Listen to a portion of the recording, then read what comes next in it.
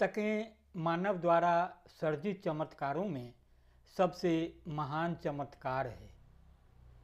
Carl Sagan ने कहा था कि पुस्तक इस बात का सबूत है कि मनुष्य जादू कर सकता है और यह कि हम सितारों की धूल से बने हैं। जी हाँ, नमस्कार। न्यूज़लेटर के साथ हाजिर हूँ मैं राकेश रंजन।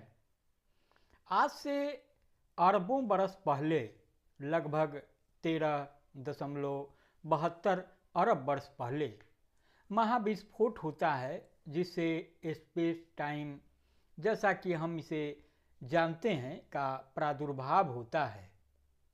इसके साथ ही अति सूक्ष्म कणों, जिन्हें हम क्वार्क्स के नाम से जानते हैं, का जन्म होता है। क्वार्क्स को जोड़ने वाली ग्लू यानी ग्लूऑन्स ने कार्क ग्लूऑन प्लाज्मा का निर्माण किया। फिर इनसे निर्माण होता है प्रोटॉन्स और न्यूट्रॉन्स का। फिर इलेक्ट्रॉन्स इन प्रोटॉन्स और न्यूट्रॉन्स से भरे हुए नाभिक का चक्कर लगाना शुरू करते हैं और इस प्रकार पहले हाइड्रोजन और हीलियम एटम्स का निर्माण होता है।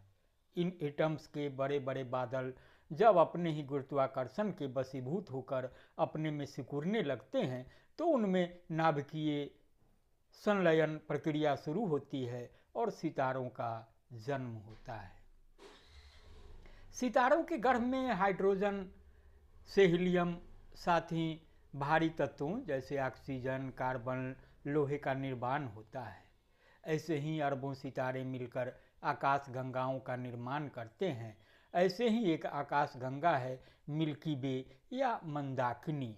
इसकी एक बाहरी भुजा पर आज से 4-5 अरब वर्ष पहले एक बहुत बड़े सितारे में सुपरनोवा विस्फोट हुआ, जिससे हमारे सूर्य, सौरमंडल और पृथ्वी का निर्माण हुआ। 3 अरब वर्ष पहले धरती पर एक कोशिकीय जीवों के साथ जीवन का उदय हुआ, फिर बहुकोशिकीय जीवों का और कालांतर में प्राणी जगत और वनस्पति जगत का उदय हुआ। जीवन के विभिन्न युगों से गुजरकर लगभग 2-3 लाख वर्ष पहले आधुनिक मानवों का विकास हुआ। तो जो मैं आपको सुना रहा हूँ, यह बातें लिखी है, कही है नवमीत नव ने। मैंने राणा सिंह जी के माध्यम से नव के इस तथ्यपरक आलेख से रूबरू हुआ।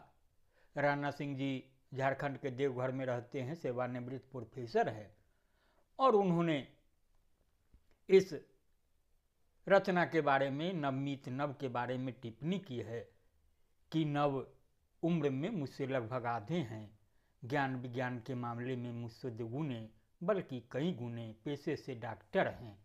उनका प्रत्येक पोस्ट काबिले तारीफ होता है।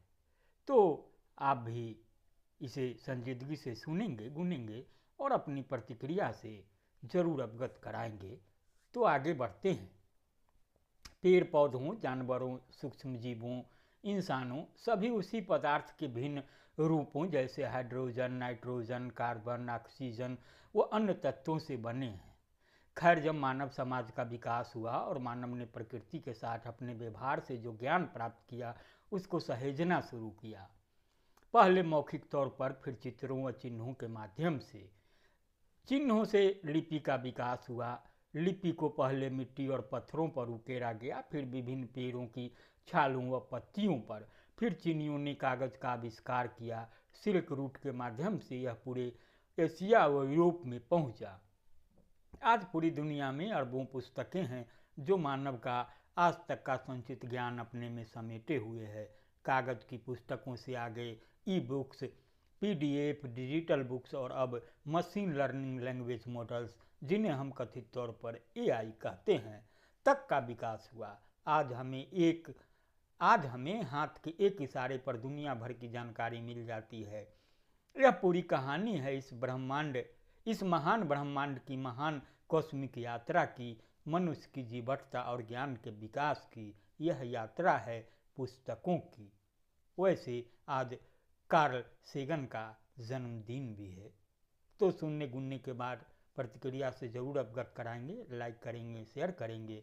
और हाँ, अगर आपने newsletter with Rakesh Ranjan को अब तक सब्सक्राइब नहीं किया है तो सब्सक्राइब भी करेंगे। नमस्कार।